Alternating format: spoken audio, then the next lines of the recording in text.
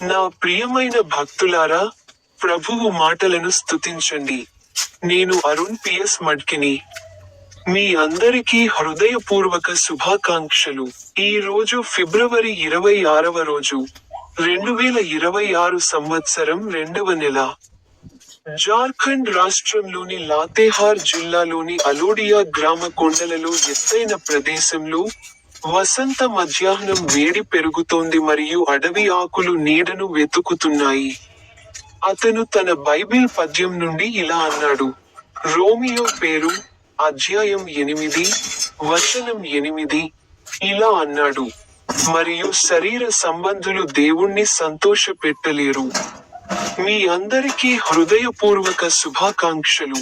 మరియు నా YouTube ఛానల్లోని speak button పై click చేయడం మర్చిపోవద్దు.